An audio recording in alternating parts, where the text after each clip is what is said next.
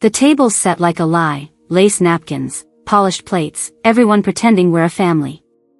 Then my dad, voice dripping with smug pride, leans in and asks, "Is the $1,500 I send you every month enough?" The words hit like a blade to my gut. Silence chokes the room. My heart screaming because I've never seen a cent of that money, not one filthy dime. My mom's eyes dart away, a coward hiding behind her wine glass. My chest burns, ripped apart by betrayal so raw it feels like my soul's bleeding out. They stole everything, my trust, my future, my name, and dared me to stay silent. And this is the moment their lies shattered me. That moment at the dinner table cracked something in me, but it wasn't the first cut. I'm Chloe Bennett, 21, a cadet at the Royal Military College in Kingston, Ontario. I chose this path to prove I could stand tall, not to escape home, but to outrun the shadow of my brother, Lucas. He's 24, the golden son, the one my parents, Colin and Diane Fraser, pinned every hope on. Lucas could charm a room with a grin, but behind it? A trail of bad bets, failed startups, and debts they called bad luck. Me? I'm the strong one, which in our family meant invisible. I've run 10-kilometer drills with a 25-kilogram pack, led squads through mock combat, and earned a commendation for logistics under pressure. But to Dad, a retired Canadian Forces officer, and Mom, who runs a perfect house in Peterborough, I'm just the backup plan.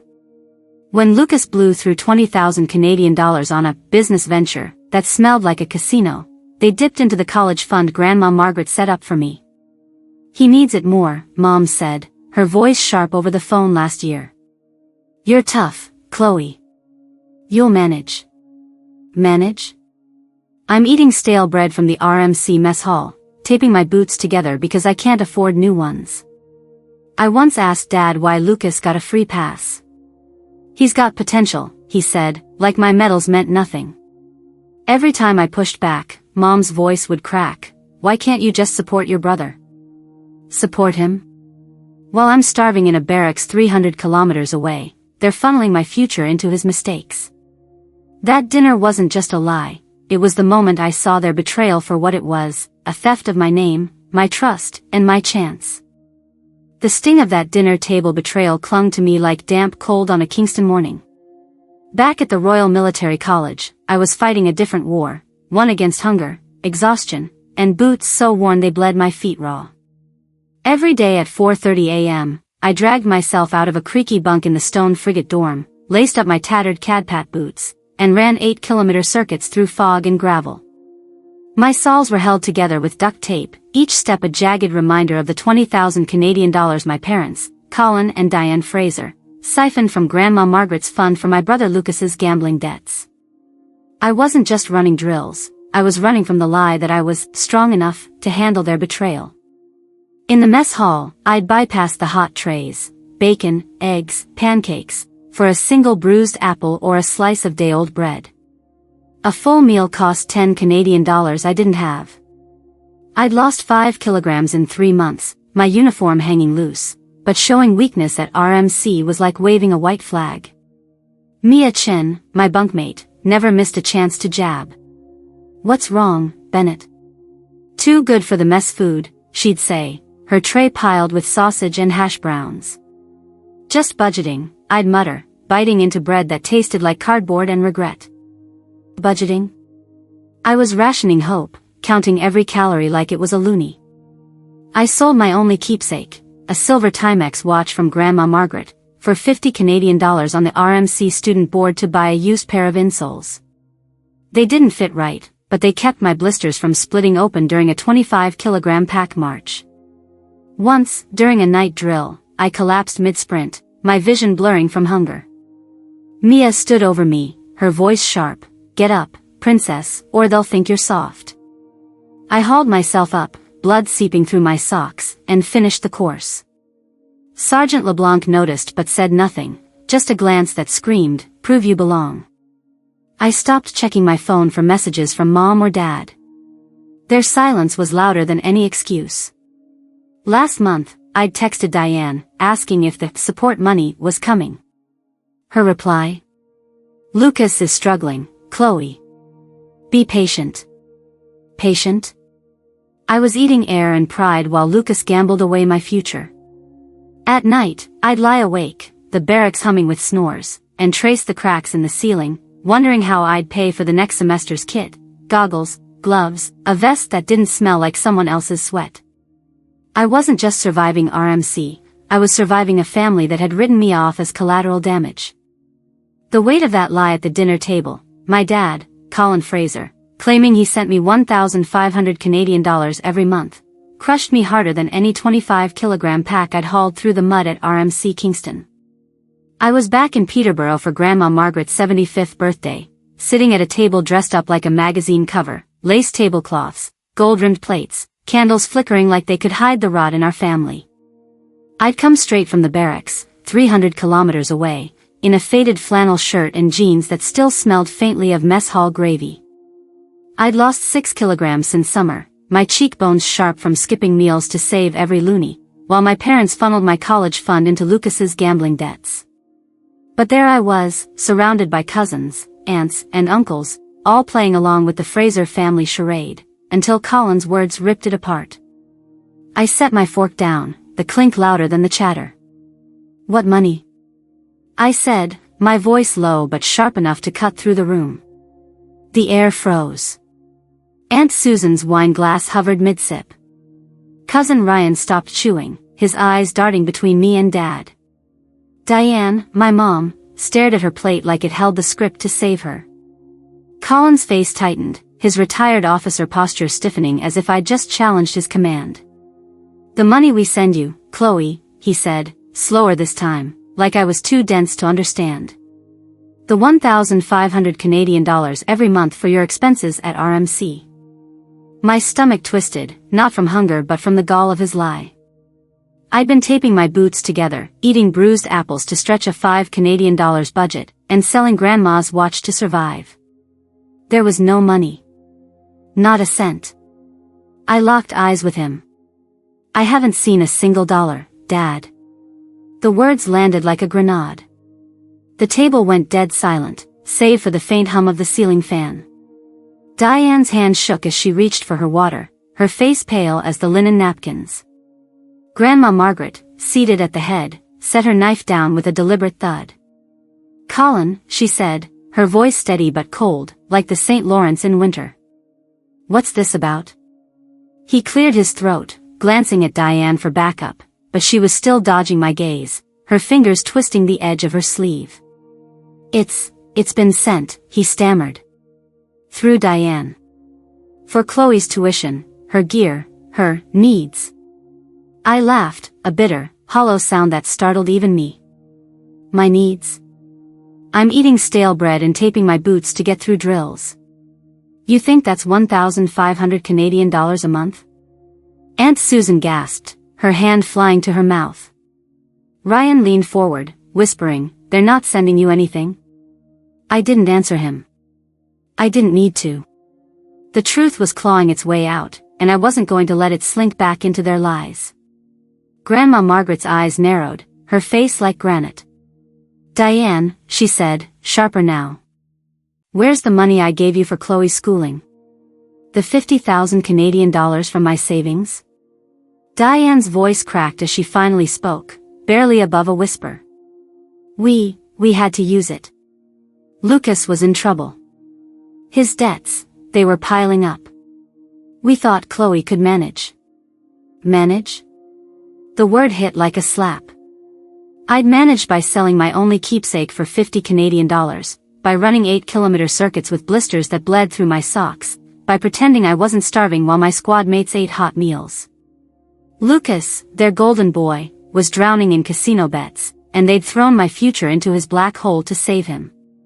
"You thought wrong," I said, my voice trembling with rage I could barely contain.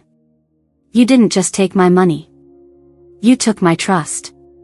Grandma Margaret stood, her chair scraping the floor. "Both of you, my study. Now." Her tone left no room for argument, like she was commanding a courtroom, not a birthday party.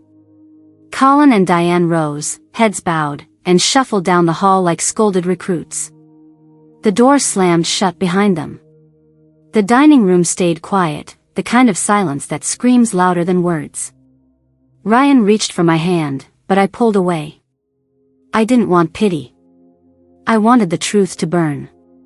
My cousins stared, some whispering, others avoiding my eyes. Uncle Greg tried to lighten the mood with a weak joke about the cake, but it fell flat. I sat there, staring at my untouched plate, the gravy congealing like the lies I'd swallowed for years. I'd always known Lucas was their priority, but this was different. They hadn't just neglected me, they'd erased me, used my name to prop up their fantasy of a perfect family while I fought to survive 300 kilometers away. The betrayal wasn't just financial, it was personal, a knife twisted into every sacrifice I'd made to prove I belonged at RMC. As the muffled voices of Colin and Diane leaked from the study, I felt something harden inside me. I wasn't their strong daughter anymore. I was done being invisible. This wasn't just a fight for money, it was a fight for my name, my future, and every shred of dignity they thought they could steal. The silence after that dinner table showdown in Peterborough lingered like smoke after a fire, but the real explosion was yet to come. I stayed at Grandma Margaret's house that night, her guest room a quiet refuge with floral curtains and a quilt that smelled of lavender. But sleep didn't come. My mind was a battlefield, replaying Colin's smug claim about sending me 1,500 Canadian dollars a month, Diane's trembling hand dodging my gaze, and the gut punch of their admission that my college fund, 50,000 Canadian dollars from Grandma's savings, had been funneled to Lucas's gambling debts. I thought that was the worst of it. I was wrong. The next morning, over black coffee in Grandma's kitchen, she handed me a manila envelope, her face grim as the St. Lawrence River in January. "You need to see this, Chloe," she said, her voice low, like she was bracing for impact. "It's worse than we thought." I opened the envelope, my hands unsteady. Inside were bank statements and a loan agreement from Ottawa's Laurentian Credit Union, dated 18 months ago. My name, Chloe Bennett, was listed as co-signer for a 30,000 Canadian dollars loan, supposedly for educational expenses. My heart stopped. I'd never signed anything. The signature was a forgery, a near-perfect imitation of my scrawl, but the loops on the B were too sharp, a detail only a pissed-off daughter would notice. Grandma's eyes were steel. "They used my credit as collateral, too," she said. "Diane told me it was for your RMC gear." I trusted her. My chest burned, not with anger but with a pain so deep it felt like my ribs were caving in. My own mother, Diane Fraser, and my brother, Lucas, hadn't just stolen my college fund, they'd chained me to a debt I didn't even know existed. Diane knew, Grandma said, her voice cracking. "She's known for 2 years. Lucas needed it to pay off bookies in Toronto.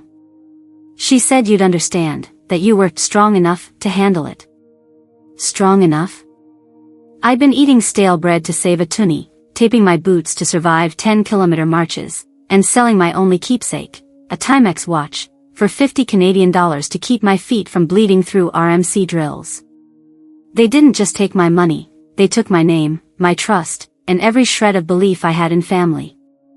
I stared at the forged signature, my vision blurring. "They thought I'd never find out," I whispered. Grandma nodded, her jaw tight. "They counted on your silence." I left her kitchen and drove 10 kilometers to the banks of the St. Lawrence River, the water gray and churning under a low sky. I sat on a jagged rock, the loan papers clutched in my hand, the wind biting my face. I'd spent years proving I could endure, through hunger, blisters, and the weight of being the strong daughter while Lucas gambled away my future. But this was a betrayal so raw it felt like they'd carved my name out of me. Diane, who'd tucked me in as a kid, who'd cheered at my cadet parades, had looked me in the eye and lied. Lucas, who'd once taught me to ride a bike, had forged my signature to save his own skin. I wasn't just invisible to them, I was a tool, a means to an end, discarded when I wasn't useful. "Why didn't you tell me?" I asked Grandma later, back at her house, my voice hoarse from holding back tears. She sighed, her hands folded tightly. "I didn't know the full scope until last week, Chloe. I thought the loan was for you. When I saw the bank statements, I confronted Diane. She begged me not to tell you, said it would tear the family apart. Tear the family apart? They'd already done that, leaving me to starve in a barracks 300 kilometers away while they propped up Lucas's lies. I felt like I was drowning in their deceit, every memory of family, Christmas dinners, summer barbecues, tainted by the truth that they'd sold me out. I stood by the river again that evening, the loan papers heavy in my pocket. The pain wasn't just the money or the forgery, it was the realization that the people who should have had my back had used me as a shield for their golden boy. I wanted to scream, to throw the papers into the water, but instead, I gripped them tighter. This wasn't just about surviving anymore. It was about taking back what they'd stolen, my name, my future, and the right to be more than their sacrifice. I drove back to Grandma's, my resolve hardening like the ice on the St. Lawrence. They thought I'd stay silent. They were about to learn how loud I could be. The pain of my family's betrayal, Colin and Diane Fraser's lies about sending me 1,500 Canadian dollars a month, their theft of Grandma Margaret's 50,000 Canadian dollars college fund, and the forged 30,000 Canadian dollars loan in my name, cut deeper than any wound I'd endured at the Royal Military College in Kingston. Sitting by the St. Lawrence River, clutching those damning loan papers, I felt like my name had been hollowed out, used as a pawn for Lucas's gambling debts. But pain has a way of forging steel, and I wasn't going to let their lies bury me. 2 weeks after that soul-crushing revelation at Grandma's house in Peterborough, I was back at RMC, my boots still creaking from overuse, when Lucas Fraser, my brother, showed up unannounced at the Stone Frigate dorm. He stood in the hallway, his designer jacket out of place among the scuffed linoleum and military posters, his eyes darting like a man who'd lost a bet with his own conscience. "Chloe, we need to talk," Lucas said, his voice low, almost rehearsed. I crossed my arms, the weight of 300 kilometers of silence between us. "You've got 5 minutes," I said, my tone sharp as a bayonet. He shifted, avoiding my gaze, and started with an apology that sounded like it came from a self-help book. "I'm sorry, okay? I was in deep with some bad people in Toronto. Bookies. I owed 40,000 Canadian dollars. Mom said we could use your name for the loan. She said you'd understand." My blood boiled. Understand? I'd been eating day-old bread to save a toonie, taping my boots to survive 10-kilometer marches, while he and Diane turned my name into a lifeline for his casino debts. "You forged my signature, Lucas," I said, my voice trembling with rage. "You and Mom chained me to a debt that could ruin me. And you think sorry fixes that?" He flinched, his hands shoving deeper into his pockets. "I didn't know it'd go this far. Mom handled the paperwork. I needed out." His excuses were a slap, each word twisting the knife deeper. This was the brother who'd taught me to skate on the frozen ponds of Peterborough, who'd laughed with me at summer barbecues. Now he was a stranger, standing there like a con artist caught mid-scam. "You didn't know?" I snapped. "You didn't care. You let Mom use my name like it was disposable, while I'm starving at RMC to prove I'm not." His mouth opened, then closed, no defense left. "I'm trying to fix it," he mumbled. "Trying?" I stepped closer, my voice a low growl. "You don't get to fix this by showing up with a sob story. You don't get to use me anymore." I turned away, my heart pounding, and headed straight to the RMC library, where the Wi-Fi was strong enough to call Natalie Wu, my lawyer in Ottawa. I'd found her through a cadet mentor who'd heard about my situation. "Natalie," I said, my voice steady despite the fire in my chest, "I have proof of a forged loan, 30,000 Canadian dollars, my name, no consent. I want it gone."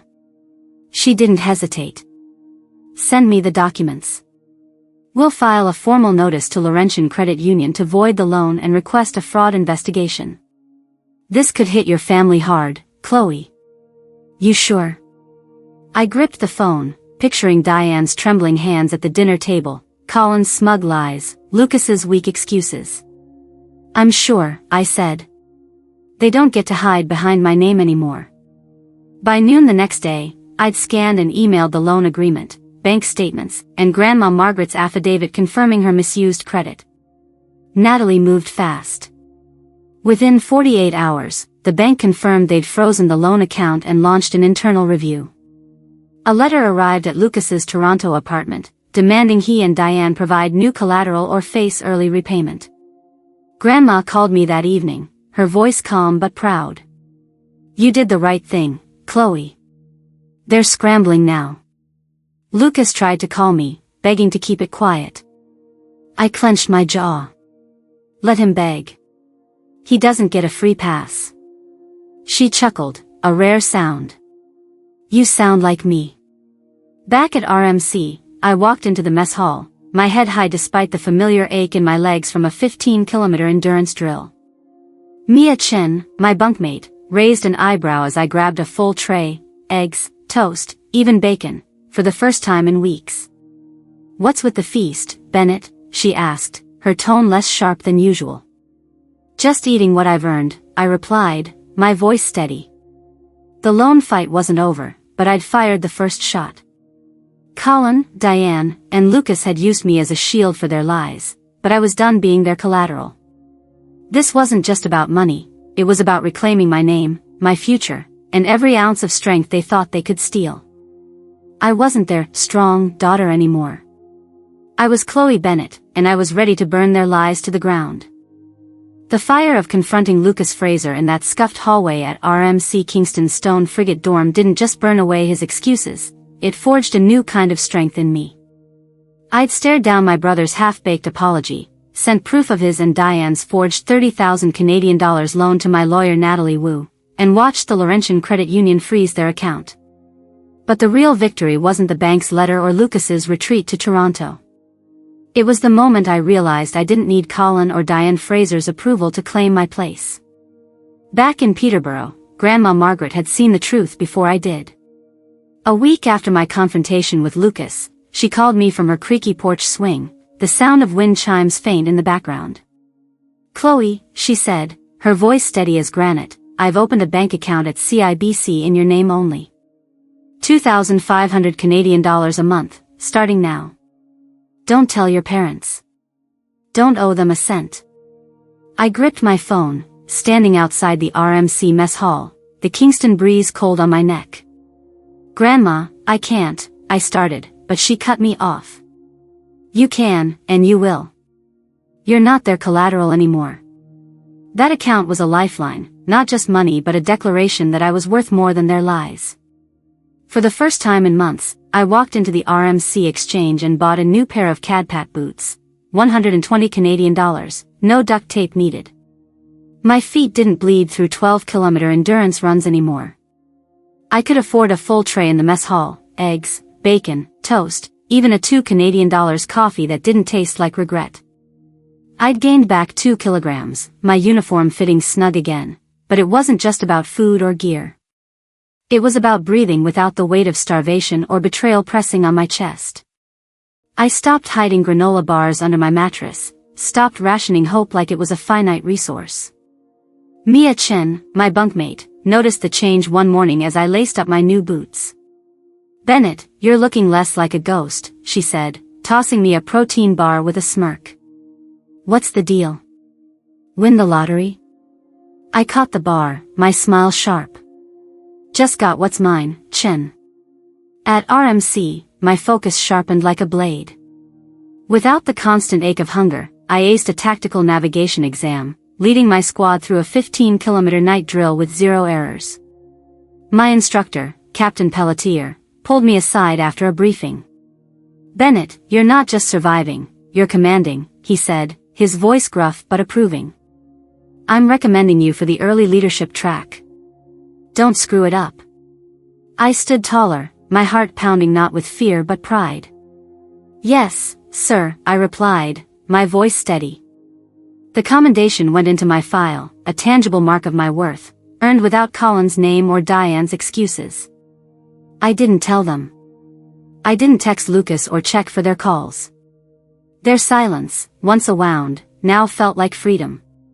Back in my dorm, I taped Grandma's bank card to the inside of my locker, next to a photo of us at Lake Ontario, her smile fierce and unapologetic. I'd stopped answering Diane's messages, vague apologies about misunderstandings that never mentioned the 50,000 Canadian dollars they stole or the loan they forged. Colin sent one email, formal as a military memo. "We're proud of your progress, Chloe." Proud? They didn't know I'd led a squad through a mock ambush or that my grades had climbed to the top 5% at RMC. They didn't deserve to know. I deleted the email without replying, my fingers steady. Lucas tried calling once, leaving a voicemail I didn't play. I wasn't his sister anymore, not in the way he wanted, someone to bail him out with silence or signatures. One night, after a 20-kilometer march, I sat on my bunk, the barracks quiet except for Mia's snoring across the room. I opened my laptop and saw an email from Natalie Wu. The bank's fraud investigation had escalated, demanding Diane and Lucas submit financial records or face legal action. I didn't smile, but I felt a weight lift, like shedding a 30-kilogram pack.